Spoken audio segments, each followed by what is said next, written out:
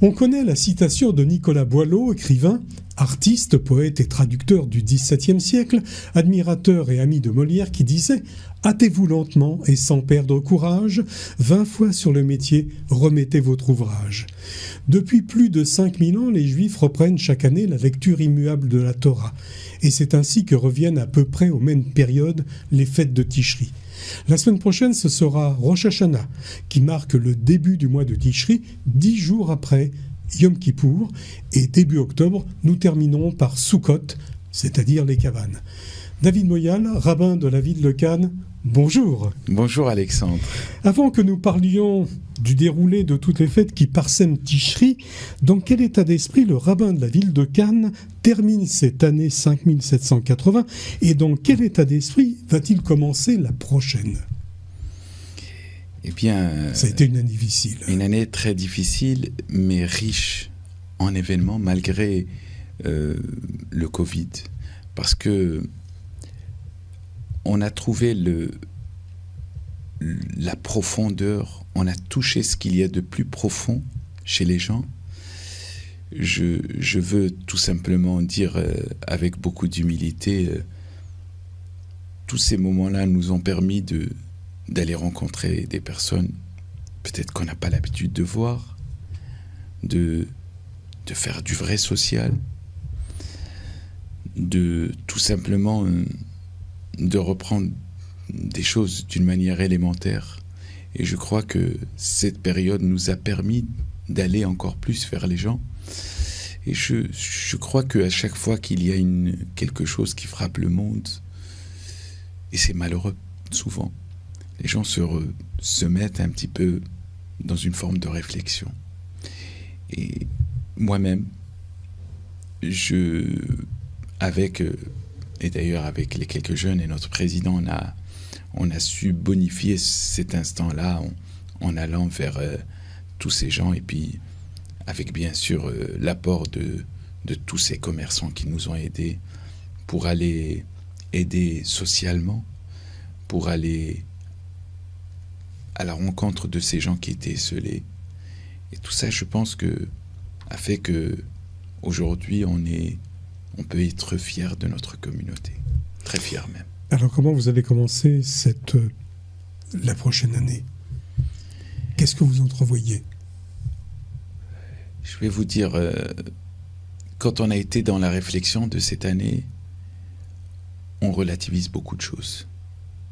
Quand on a la vie sauve. La santé. Et quand on a la santé, tout le reste n'est même pas secondaire, plus que secondaire. Ce qui est important aujourd'hui, c'est de continuer sur cet élan-là, de générosité. Continuer sur cet élan de partage. Cet élan qui a permis à l'ensemble de la communauté, de ceux qui ne se connaissaient pas, de se retrouver à travers les réseaux sociaux, à travers les directs de Facebook, et jusqu'à aujourd'hui de suivre.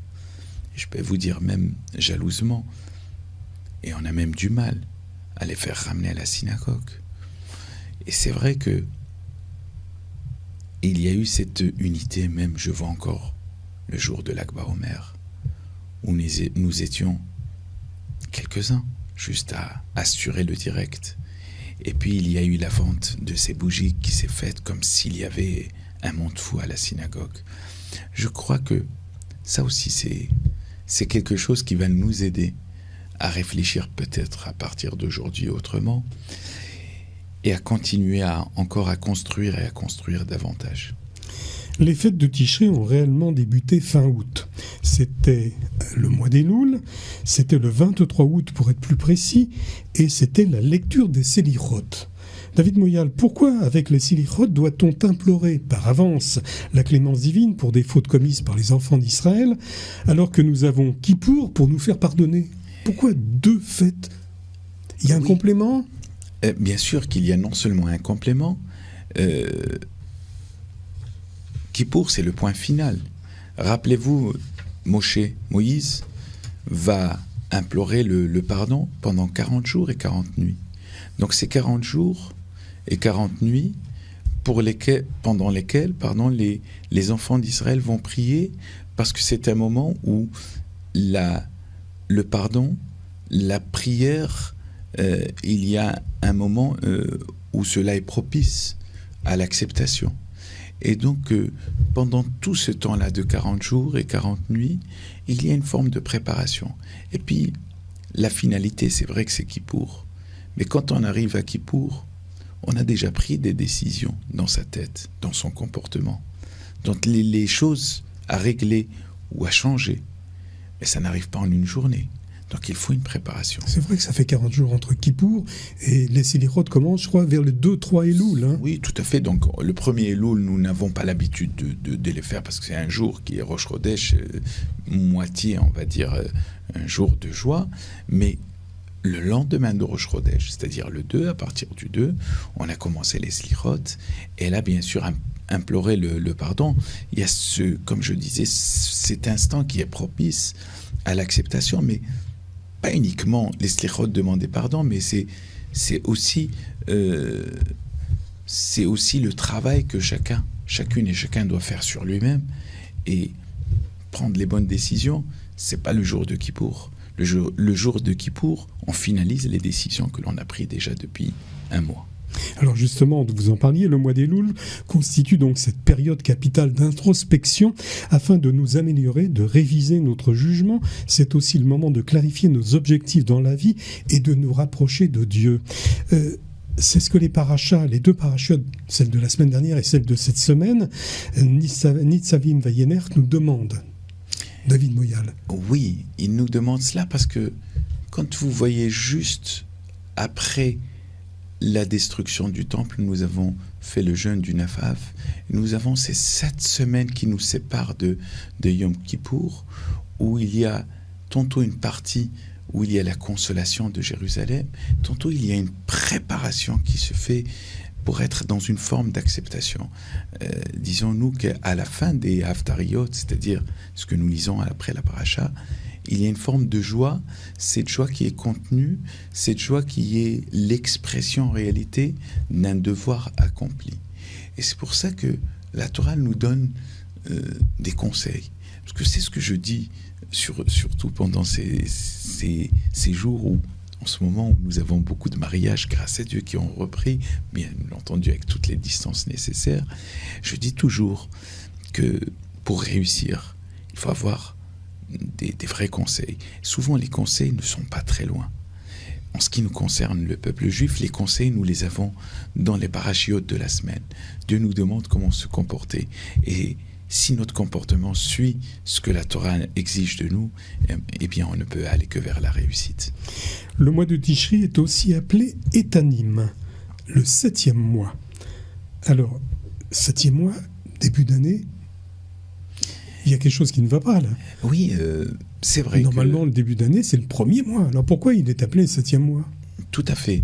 C'est que, en réalité, il y a une discussion là-bas dans le Talmud, à savoir quel est le début de l'année, quel est le début du mois. Il y a une discussion à savoir, est-ce que le monde a été créé le 1er mois, en l'occurrence, ou le 7e mois ? Ou le premier jour. Le premier jour, qui fait référence bien sûr au dimanche, et le premier jour du premier mois, qui est le 1er Nissan, c'est-à-dire 15 jours avant Pessah. Mais en réalité, face à cette discussion, il y a tout simplement à dire que le monde a été créé pendant le 7e mois, c'est-à-dire que quelque part le monde a existé bien avant ce 7e mois, mais le monde dans lequel nous vivons. Ensuite, nous comptabilisons les mois à partir du 1er, parce que le monde il n'était pas concret en fait pendant. Il n'était pas encore habité par les humains et par les créations que nous avons. Donc il n'était pas concret, il n'y avait pas de conscience humaine. Il n'y avait pas de conscience humaine. L'humain n'arrivera beaucoup plus tard. Et le 1er mois que nous avons comme référence dans la Torah, c'est le mois de Nissan, qui célèbre en même temps le début de l'ère juive, c'est-à-dire la liberté. C'est le peuple juif qui passe de l'esclavage d'Égypte à la liberté. à la grande liberté. Le printemps, le renouveau. Printemps, etc. Vous avez parlé d'ailleurs de printemps. D'ailleurs, les fêtes de la Torah, ce sont des fêtes saisonnières. Et donc, c'est la raison pour laquelle le 7e mois, qui correspond en réalité pratiquement et presque pratiquement au milieu de celui-ci, on est vers la récolte. Et donc, le premier mois... Donc, ce sont des fêtes agricoles. Ce sont des fêtes agricoles parce que, rappelez-vous, le passage à Jérusalem, les 3 pèlerinages, les fêtes des pèlerinages, tout cela, la Torah nous donne cette précision, et c'est d'ailleurs c'est ce qui fait que notre temps à nous, le calendrier juif est bien précis parce que tantôt il respecte un cycle lunaire et un cycle solaire, et peut-être qu'un jour j'expliquerai à nos amis auditrices et auditeurs comment se concocter tout cela, mais en tout cas l'exigence est bien de respecter les saisons, et c'est la raison pour laquelle la Torah parle du 7e mois qui fait référence au mois de Tishri, et d'ailleurs il s'appelle Rosh Hashanah, mais il n'est pas le seul Rosh Hashanah. Rappelez-vous, nous avons aussi fait Rosh Hashanah, le nouvel an des arbres. Il y a encore d'autres nouvelles années, et la Torah, elle fait référence à une nouvelle année particulière qui concerne les humains, qui concerne surtout la création du monde. Alors, depuis quand Rosh Hashanah est-il considéré comme le début de l'année hébraïque ? Mais depuis tout le temps. Depuis tout le temps, le Rosh Hashanah que nous connaissons en tant que Rosh Hashanah, parce que quand on dit Rosh Hashanah, forcément, c'est le Rosh Hashanah du 7e mois. Autrement dit, lorsqu'on dit Rosh Hashanah la Ilanot, le nouvel an des arbres, nous précisons, il y a cette précision qui vient nous dire que c'est le nouvel an des arbres. Mais le Rosh Hashanah, il fait référence, d'ailleurs, la Torah l'appelle le 7e mois. D'ailleurs, les noms des mois ne seront donnés que beaucoup plus tard, à l'époque de Purim. Donc, il y a des origines de Babylone, de Perse. Voilà. Donc, le 7e mois fait référence à la création du monde. Et la création du monde, c'est le jour où l'ensemble de l'humanité repasse devant l'Éternel. Alors que l'humanité entière sera en instance de jugement devant Dieu entre Rosh Hashanah et Kippour, pourquoi cette période est appelée jour redoutable, Yamim Noraim? C'est vrai que ce sont des jours de fête, mais en même temps redoutables, parce que, comme il est marqué là-bas dans le Talmud de Rosh Hashanah, l'ensemble de la création passe devant le Créateur comme des moutons. Nous sommes jugés. C'est-à-dire que pendant cette période-là, même si nous avons cette forte conviction que nous allons être inscrits dans le livre de la vie, néanmoins reste cette période très particulière où nous prions pour être inscrits non seulement dans le livre de la vie, le livre de la santé, le livre de la Parnassa. Donc ça reste quand même des jours redoutables. Tout de même, et c'est ce qui fait la force du peuple juif, c'est que même dans les moments redoutables, il y a cette joie qui est le symbole d'une foi en l'Éternel. Donc mélange de crainte et de foi et de joie. Et Simra, tout à fait. C'est ce que en tout cas Dieu exige de nous. Et lorsque nous sommes dans cette direction-là, eh bien, il nous donne la concorde, la paix, et il nous donne bien sûr surtout la vie qui est importante. David, pratiquement les fêtes les plus importantes sont regroupées donc sur une période d'1 mois. Est-ce que c'est un hasard ou c'est une volonté rabbinique ? En réalité, le mois de Tishri, c'est vrai que nous avons pratiquement toutes ces fêtes, et on aurait dû avoir, selon les rabbins, les mois qui suivent, surtout le mois de Cheshvan, d'autres fêtes. Sauf que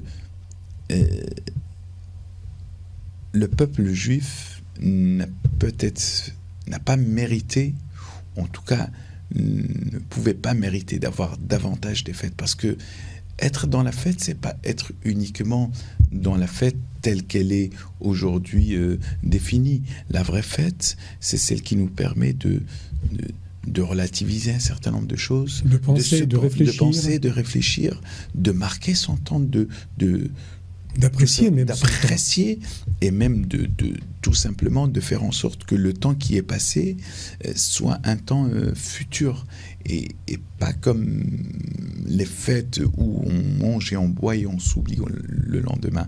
Donc ce sont des moments qui sont empreints aussi de spiritualité. Et là, le peuple juif, comme nos sages disent, dans la vie future, c'est-à-dire après la venue du Mashiach, le mois d'ailleurs qui suit le mois de Tishri, qui est le mois de Cheshvan, qui est appelé Mar Cheshvan. Mar qui veut dire en hébreu amer, car c'est un mois où il n'y a pas du tout de fête, et il deviendra lui plein de fêtes, parce que il y a aussi une forme d'acceptation dans la tête des gens de vouloir être continuellement dans la fête, mais pas dans la vraie fête, celle qui nous permet, comme je vous dis à chaque fois, de relativiser, d'être dans la réflexion et d'être dans l'avancement des bonnes choses. Ça permet d'attendre peut-être avec plus de ferveur Hanouka qui arrivera un petit peu plus tard. Oui, parce que de toutes les façons, dans nos communautés respectives, nous avons toujours bien rempli le mois de Cheshvan, parce que dès lors où la fête sort, il y a quand même cette... il y a toujours cette petite pince au niveau du cœur où on se dit il n'y a plus de fête, mais en réalité avec vous, il y a chaque semaine, oui, voilà, il y a le Shabbat, il y a aussi tout ce que nous organisons, toutes les fêtes que nous organisons dans la communauté, les soirées, les conférences qui font en sorte que nous donnons une forme de vraie vie à notre communauté. Alors pour en revenir à Rosh Hashanah, trois questions. Pour terminer, quels sont les symboles essentiels de la fête? Quelle est l'importance d'entendre la sonnerie du chauffard? Et comment on doit célébrer la fête? Alors, il y a la partie culinaire au niveau de Rosh Hashanah. Tout le monde connaît le miel, la douceur. On connaît aussi tout ce qui est céleri, les blettes, etc. Il y a certains fruits, donc bien sûr, la grenade, selon la mystique juive, qui nous rappellent un petit peu dans les prières l'expression de certains mots dans l'expression de nos prières. Par exemple, le selek qui veut dire les blettes, selon certains, donc les blettes ou bien les céleris. Eh bien, Shistal leku oevecha, nous prions Dieu pour nous éloigner de nos ennemis. On ne parle pas des ennemis humains, c'est-à-dire les ennemis qui sont à l'intérieur de nous-mêmes, c'est-à-dire l'ennemi que nous avons en nous, c'est-à-dire le Yetzer Hara. Voilà. En même temps, la douceur, la pomme trempée dans le miel, nous demandons tout simplement à Dieu de nous mettre un petit peu de douceur dans cette année. Parce que c'est vrai, quand on a vécu une année comme celle-ci, on a envie peut-être de mettre davantage de miel cette année pour qu'elle le soit. De pommes et de miel. De pommes et de miel, pourquoi pas. Donc, toute cette symbolique-là, elle émane de cela. Ensuite, le chauffard, si vous voulez, le chauffard, il représente beaucoup de choses. Mais le chauffard, il représente le souvenir du sacrifice. Mais il nous rappelle surtout à l'ordre. Le chauffard, ce sont les pleurs du bébé. Et c'est notre cœur qui doit pleurer vers notre Créateur pour que Dieu puisse nous entendre. En fait, comme nos pleurs on n'arrive pas à exprimer ce que l'on veut de l'intérieur, il y a cette source-là qui s'appelle le chauffard et qui a la source d'avoir ce mérite, qui est le mérite du sacrifice, pour exprimer à Dieu que notre cœur est plein de chagrin par rapport à notre envie d'avancer, à notre envie de encore et encore et encore d'avancer vers lui. Et c'est ça aussi le chauffard, comme nous disons, réveillez-vous, comme le Rambam le dit, réveillez-vous de votre torpeur, de votre sommeil. Et ça, c'est le chauffard. Et enfin, je crois la dernière question qui est liée à la partie... les symboles essentiels. Les symboles et tout ce que nous faisons à Rosh Hashanah, nous demandons essentiellement à Dieu de nous inscrire dans le livre de la vie, de la santé, et de faire en sorte que l'on puisse marquer notre temps différemment, qu'on puisse prendre de bonnes initiatives, c'est ça aussi Rosh Hashanah. C'est ça aussi la période de Zélirot. C'est une préparation. Mais quand arrive Rosh Hashanah, il faut commencer déjà à prendre les bonnes décisions. Et prendre les bonnes décisions, c'est marquer son temps. Le peuple juif ne peut vivre que lorsqu'il marque son temps. Et en marquant son temps, on vit ce que l'on a marqué sur cette terre, et c'est ce que nous devons prendre comme décision à Rosh Hashanah. Je recevais ce vendredi matin David Moyal, le rabbin de la ville de Cannes, et comme les fêtes ne font que de commencer, on le retrouvera en deuxième semaine, vendredi prochain. Nous parlerons particulièrement de Kippour, et bien sûr des autres fêtes qui suivront. David Moyal, rabbin de la ville de Cannes, merci pour votre présence. Merci à vous, Alexandre, et puis un petit coucou à notre ami Gérard à la réalisation qui fait du très très très bon travail. Et Shana Tova à tous nos amis auditrices et auditeurs de la radio et à toute la communauté. Merci. Merci.